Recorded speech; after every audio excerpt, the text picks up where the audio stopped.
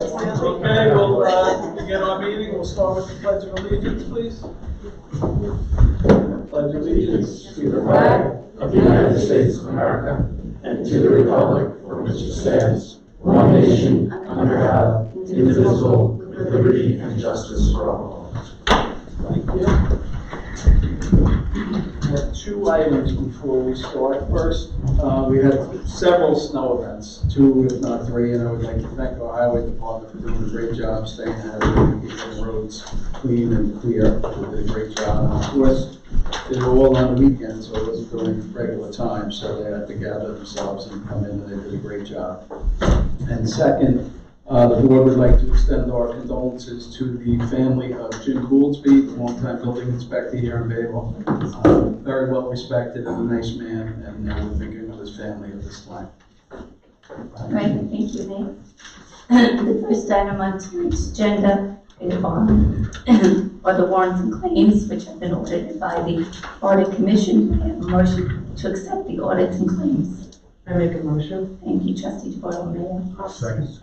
Thank you, Trustee Belsecki. Trustee Walsh. Yes. Trustee Santoro. Yes. Trustee Tucker. Yes. Trustee Di Natale. Yes. Trustee DeBartolomeo. Yes. Trustee Belsecki. Yes. Mayor Minicozy. Yes. The next item on the agenda are the budget transfers which have been prepared by the village clerk treasurer, and I'm asking for a resolution to authorize the transfers and/or budget adjustments, and to have the village clerk treasurer effectuate these adjustments and transfers. I'll make a motion. Thank you, Trustee Tucker. I second that motion. Thank you, Trustee Di Natale. Trustee Walsh. Yes. Trustee Santoro. Yes. Trustee Tucker. Yes. Trustee Di Natale. Yes. Trustee DeBartolomeo. Yes. Trustee Belsecki. Yes. Mayor Minicozy. Yes. The next item on the agenda is a request from the Village Church of Bayville to use sunset. I'm sorry, we have the fire meeting minutes next. And these are the minutes from the January 27th, 2025 meeting. And I'm asking for a motion to approve the prior meeting's minutes as presented. I make a motion. Thank you, Trustee I'll DeBartolomeo. second. Thank you, Trustee Santoro. Trustee Walsh. Yes. Trustee Santoro. Yes. Trustee Tucker. Yes. Trustee Di Natale. Yes. Trustee DeBartolomeo. Yes. Trustee Belsecki. Yes. Mayor Minicozy. Yes. The next item is the request from the Village Church of Bayville to use Soundside Beach on April 20th, 2025 at 7 a.m. for their Easter worship service, and from June 1st, 2025 through October 26th, 2025 for their Sunday worship services beginning at 8 a.m. in the morning. And I need a motion to approve that resolution. I'll make the motion. Thank you, Trustee Santoro. I'll second.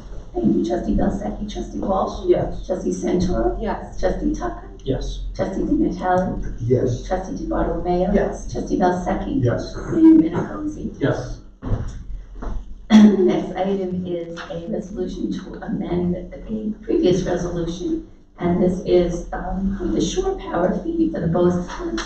We are amending the fee for shore power to $10 per foot, and we are setting up the maximum number of jet ski docks used in Creek Beach Marina to 2 per household.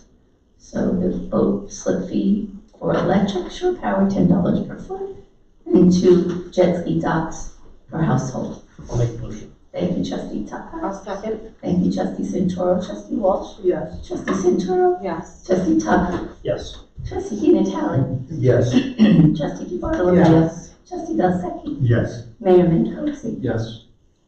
The next item on the agenda is a proposal for H2M for the, to assist the village in preparing the annual water supply statement consumer confidence report. It's required by New York State Department of Health and Nassau County Department of Health.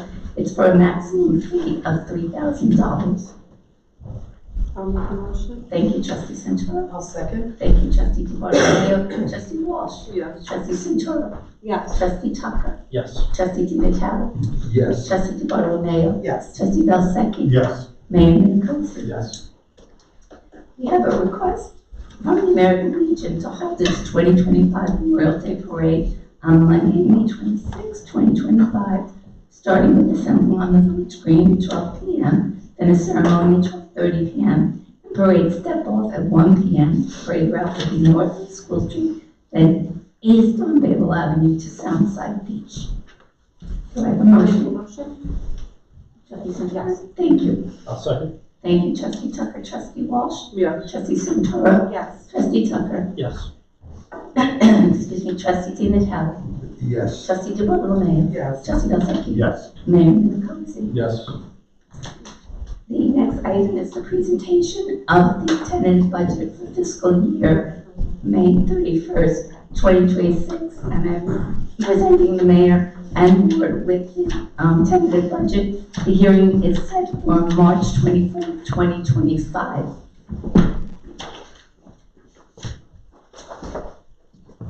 Thank you.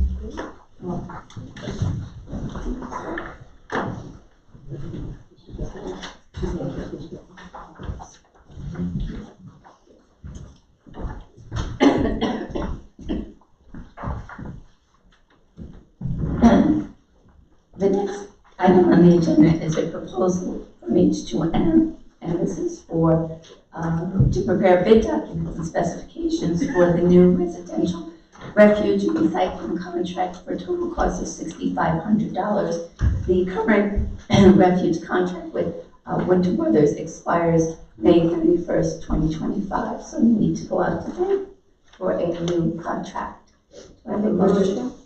Second. Thank you, Trustee Santoro and Trustee DeBartolomeo. Trustee Walsh, Yes.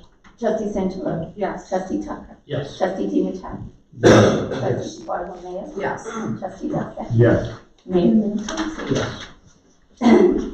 Now I'd like to go back to the, what's going to be proposal clause B, is 2025. I'll turn it over to you. You're losing your voice. Maybe I ought to read that resolution. I can read the resolution, but we'll be having a presentation. We're gonna No. have a presentation. The applicant is here, Okay. and I think that'd be the best thing. Just have them make a short presentation, and then we can go through any Just other. identify yourself. Yeah. please.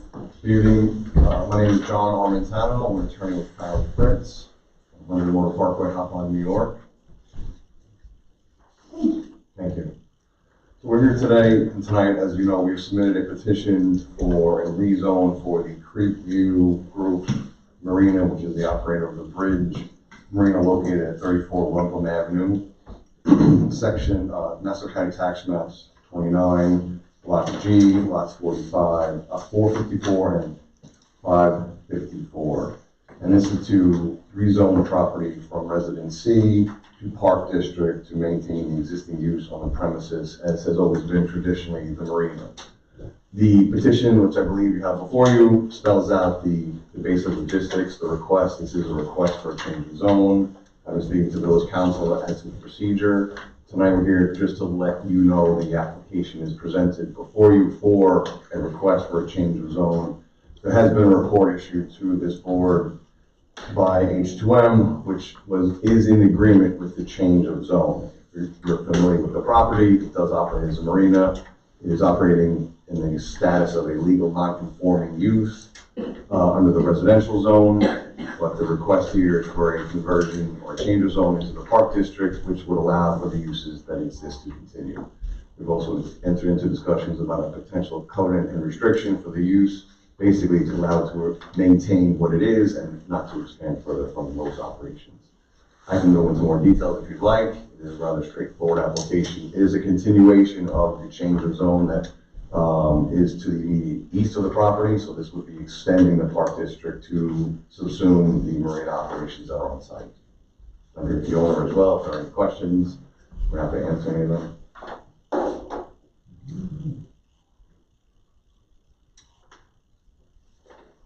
Any questions?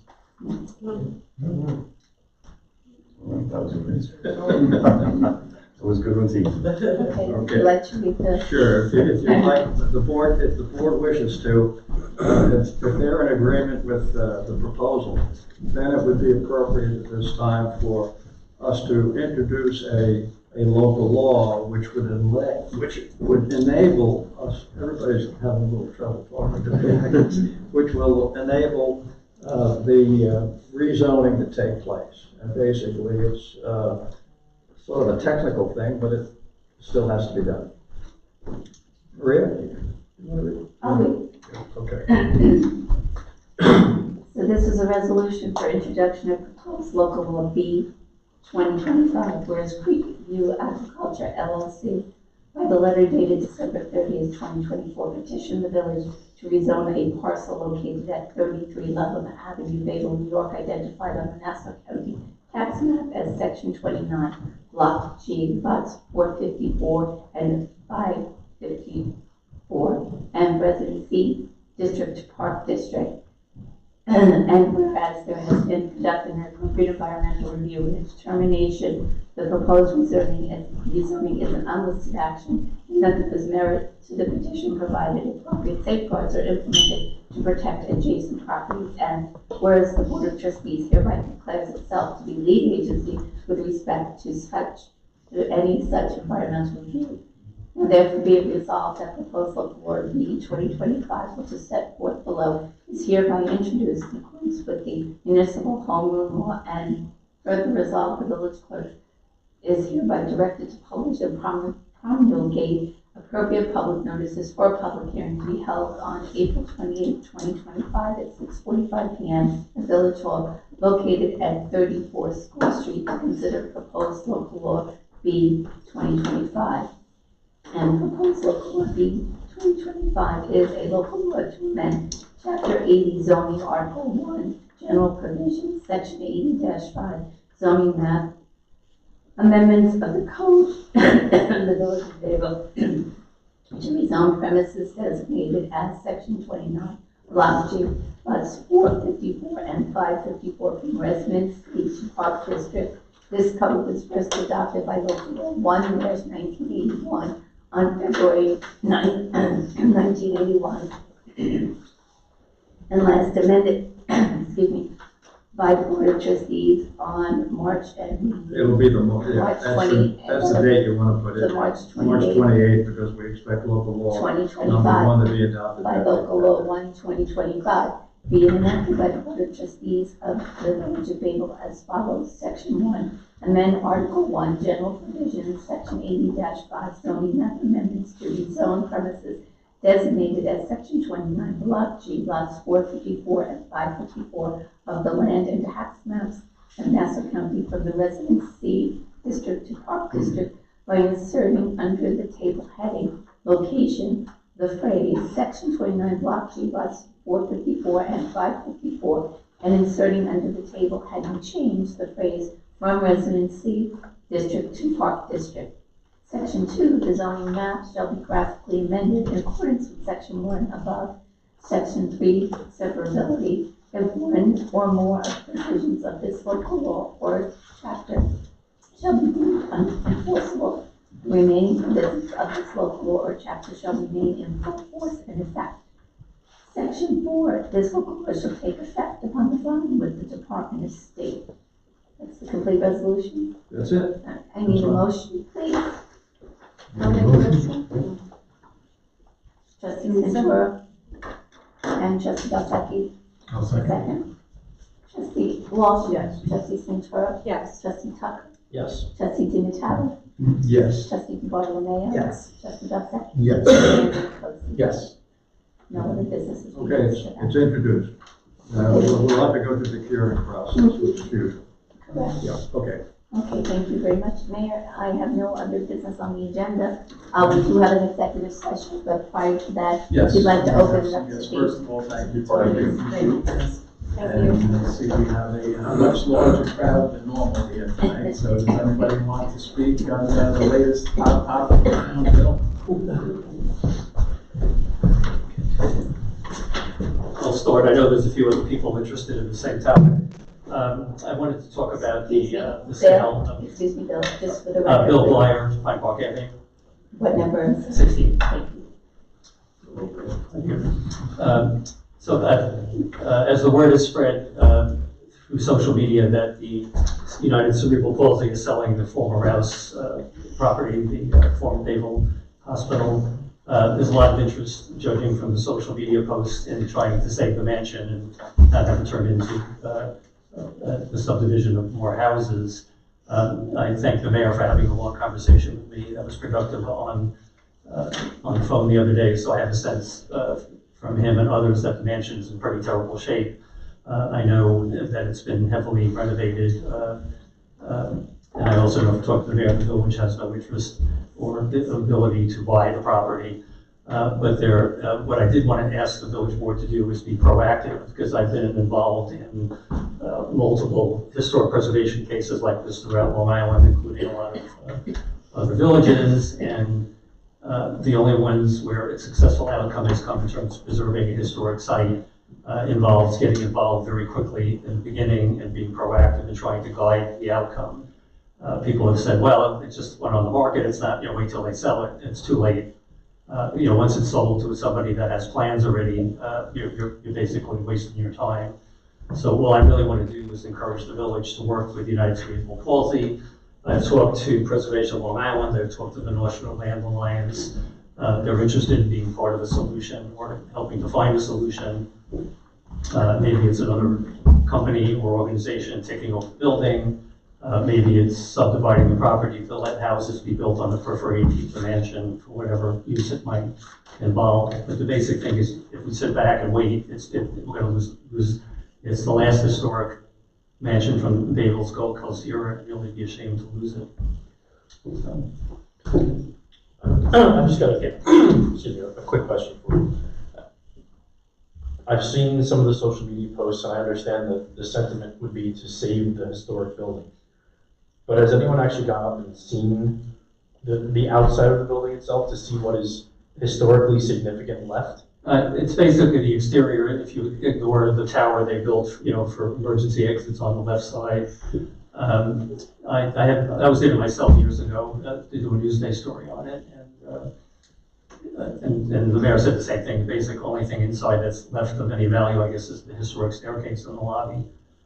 So I envision any future use. I mean, it's all been cut up into cubby holes. I think you said, Steve, was 14 bathrooms. 40 bathrooms. So any future use would involve gutting the building clearly. But removing the non-historic features, is that?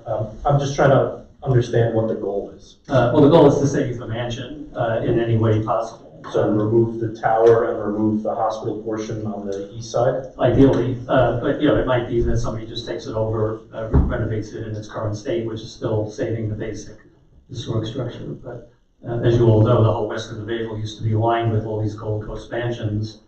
If that goes, all that's left is this complex up here, and that's it. So it's a long shot, I realize that. But if you don't work with the seller, you don't work with these with the Land Alliance and Preservation of Long Island, which has been through this all over Long Island, there's no chance at all. I think we owe it to ourselves and our history to try to say that if it can't be, it can't be. But if the wrecking ball comes, at least you can say we did what got best. It's not registered as a historic. No. I should say, I covered this for Newsday because I was their preservation writer. In a lot of villages, they've done preservation ordinances and landmarked the building. I know Steve has no interest, and it does have the it does limit what can be done with the building, because then they can't alter the exterior. Although I don't see anybody trying to do that. I think if it's going to get saved, it would be the gutting the interior, making offices. And I hate to raise the word apartments in Bayville, but that's an option. Where they divvy it up, turn those 40 bathrooms and patient rooms into X amount of apartments. Maybe they build houses around the periphery, but anything that saves the mansion, I think, is worth exploring. I guess the lead-in was my first question. The second part of the question now is, if we were proactive and were attempting to declare it a historic landmark and go down that path, that would then mean that the new portions of the building that were added could not be modified or removed, right? So you removed all? No, the way landmark ordinances work, and you can probably verify this, it's basically, it's the same thing with Mill Pond House and Oyster Bay. I mean, the town is attempting to find somebody to buy it, restore it, and they're going to, and that is a town landmark, and they have their own landmark law. The plan is to take off the two, on either end, there's more modern extensions. They want to get back to the original salt box, and the landmark status only protects that. So it doesn't protect the interior. Depending on the law, and from village to village, usually it's just the exterior that's covered. Yeah, well, we don't have any landmark law. I think town of West Bay, right? The town has one. A lot of villages have done it. And also, you know, sometimes when you have those kind of laws, you've got to pay compensation to whoever is going to restrict the property. So that becomes an issue, especially for smaller villages. Yeah, typically, you know, when a village does it, the only landmarks that they designate are at the request and approval of the landowner, because they want the designation. It's sort of a nice bragging rights, but it also opens up the possibilities for nonprofit and federal grants, tax breaks. There are cases where the village has imposed it on an unwilling property owner because they thought the building was too important and they wanted to save it, but not everybody wants to do that. I said, you know, this board probably wouldn't want to do that. And it does limit your options. But, I think there's a lot of, you know, cooperative things that could be done. And you're talking with a nonprofit seller who theoretically has some kind of sense of owing something to the community where they've been so long, not to just go for the highest value, which would be tearing the building down and just building a lot of houses. Well, sometimes it depends upon who the new buyer is and what they want to do. Because a lot will depend upon the new uses that you're trying to make. It's Right. going to would require zoning changes and the like. So you have that aspect of it also. There are different ways of going about it, Right. but someone has to come up with a proposal that makes sense, and that's something no one knows about. Right, but my point is, the village could help steer that discussion by talking to United Cerebral Palsy, talking to these other nonprofits that are involved in this kind of issue, and, you know, maybe it comes down to a couple of options, and one of them is, let's say, the mansion, and the other is not, and the village could use some persuasive power, maybe to make it go the right way. As I said, it's a long shot, but I think if we don't try, I've seen this work. John Taylor can talk about an example in Vancouver where they did this. So there are ways to do it. It's just, if you sit back and wait for things to take their own turn, you know, once it's the sale, it's too late. Unless you get lucky and the buyer wants to save the mansion, but the chances are, you know, 50-50 at best.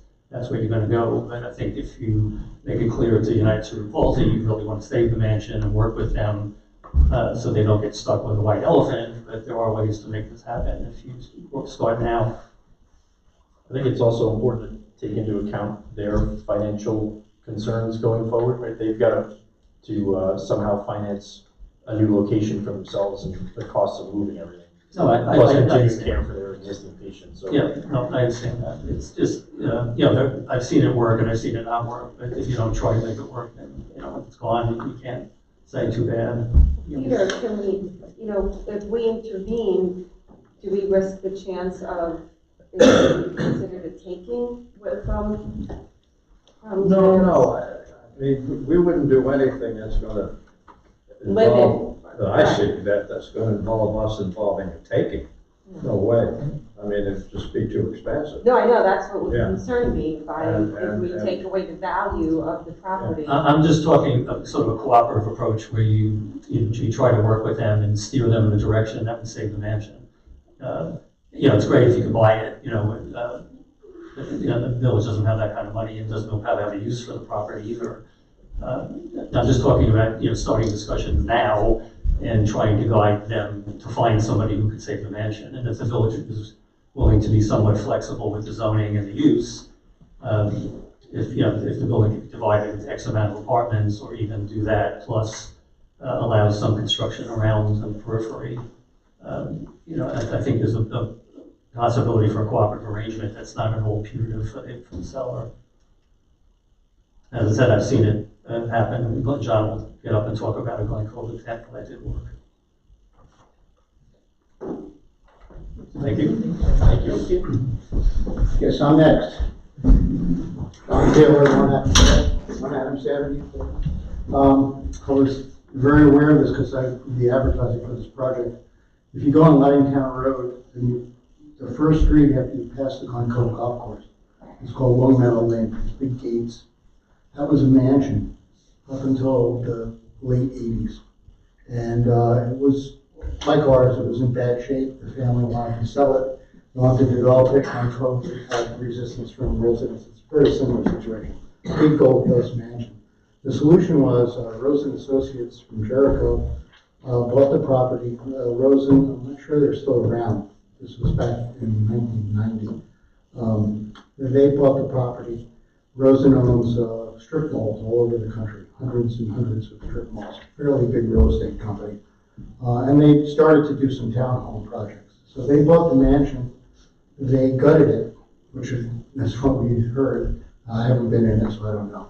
They gutted the mansion, probably what you need to do here. The idea was to keep the mansion intact and then still make a profit. And so what they did is they broke the mansion into, I think, 4 or 5 townhomes, but the mansion and the exterior was the same. They were luxury townhomes. They went for $1 million back in 1990. And then they built 5 units outside of it in a circle. And I'm not sure how big the property was, but it comes to mind, it was a long time ago. It's about 30 acres or so, right down to DeSource Pond, from Lightingtown Road all the way to the water. And so they kept most of it open, which is the open land concept, and they'll build a few units. So they built 5 units subdivided into townhomes. They look like luxury homes. They didn't look like your typical townhomes, but you couldn't even find the separate entrances. It was a really beautiful project. They all went for over $1 million. They sold out pretty quickly. You go by there, you think it's still a big mansion. It just says Long Meadow. When you go in, a big gate. I know about it because the net agency, they were a client. They were all of Rosen's advertising nationwide, and it is a local project. And it worked. Whatever happens, it's just something you might want to pass along to them. I think I remember another townhome proposal here in Bayville that you may have been on. Yeah. That the hearing was at the church. Yeah, that was for one, but that was a different situation. That was different. I mean, I'm Well, not saying on the it was post, one- but you can't say, yeah, we want to put townhomes there because we want to save the. Well, I'm not saying this is. Applicant just down the street that the entire community, I mean, they had to move the meeting to the school. Okay, it was So one many people building, were and opposed it to was really more about the building being oversized, the new building that they're gonna build. So I think that most of the resistance was that there was gonna be a lot of apartments there, it was a much smaller piece of land. It was right on the road, and this is a big piece of land. That's up to everybody to decide. Well, you guys have decided, and also the work, developers even interested. But the idea of having 40 homes maybe, is I don't know where you. whatever, I don't know where this is. whatever the number is, 20 homes, whatever, it might be preferable by the community to have fewer homes. It's all set back from the road, and still see the mansion, and have a few homes instead of a lot of homes with new streets and whatnot. These are just options. All I'm here to do is explain to you what happened in Glencoe. And it worked. It was It's also a different environment on the Laddingtown Road than you have on Bayville Avenue. People are only going to spend so much money buying a house in Bayville Avenue, and I can tell you that because I live on Bayville Avenue. I wouldn't pay more than a certain amount of money for a house, so that has to be kept But in mind as well. it's not right, I mean, it can be pretty set back, it's a pretty big piece of land, it goes far back. I mean, if you think about Beaver Drive, that's the depth of it, and the houses are all back there, it's not like they're on Bayville Avenue. Well, the They're houses pretty would have far. to be in front of the mansion, which would be Right. close No, to there's Bayville land on either Avenue. side of it too. There's no way. There's no Very way. close. I don't know. I drove through it the other day. I'm not aware of it, I haven't looked into it. I'm just giving you the example. I'm here to tell you about what happened in Glencoe, just FYI. Yes, but the You guys difference do is that what you there's a want. business in this building, it's not somebody's house. So as trustee Tucker said, they need the money to go do what they're gonna do. I understand, but if this is just have one more option to look at. And it's Consider- also Consider what they did, it's not apples to apples, it's not dissimilar. They came, I mean, it's gotta be over at least a year ago that they came originally and even told us that they would consider this. And the first thing that was even discussed was cutting some additional lots off and selling it, but it doesn't generate enough money for them. They need $10 million to renovate the building, but it doesn't work for them. That I understand. They're a 501c3, correct? Yeah. So they sell it, and then the developer can do what they want. based upon getting approval Yeah, I from mean, you guys? listen, there's a lot of different options, and, the building, I speak to them regularly, probably once a month. It is not for sale yet. I asked her the other day if it's listed, she said no. But they plan on selling it, but they don't know what they want to do yet. They may want to subdivide it, they may want to sell it like it is, they may reconsider spinning some other lots off of it and doing minor renovations, but ultimately, they want to sell the property and move inland, preferably to Plainview, that's there. Any questions? I can tell you more about Long Meadow, but I told you that you got the big general idea. Similar situation. Thank you. Anybody else want to speak on this topic? Just here to answer questions. Nobody asked you anything. All right, so I see Pat Pelleggi is here. Are you going to give us Just a as a library resident. report or just to Just say as a hello? resident. All right, so, To ask for a resolution to adjourn the regular meeting at 7:01 PM to convene into executive session I'll make a at motion. 7:01 PM. Excuse me, trustee. Sorry. For the following matters, discussion of personal matters, if any, to protect the privacy of a particular person or persons, and village employee collective bargaining negotiation. Thank you, trustee Santorum. I'll second. Thank you, trustee Tucker. Trustee Walsh. Yes. Trustee Santorum. Yes. Trustee Tucker. Yes. Trustee Vitale. Yes. Trustee DeBartolome. Yes. Trustee Buckett. Yes. Mayor Minkowski. yes. Thank you.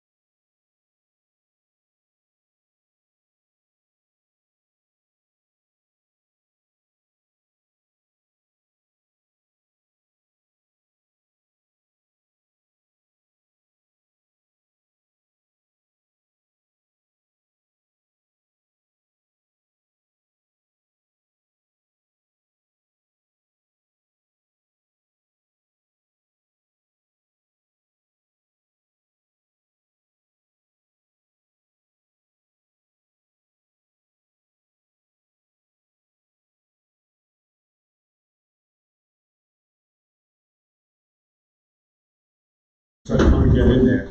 I'm sorry. You have to sit by the time we. By the time you sit, that's true. Want me to make, Yes, do please, you want me to call the motions too, or? if you could, please. Sure. Okay, I have presentation to the board, 2 memorandums of agreement.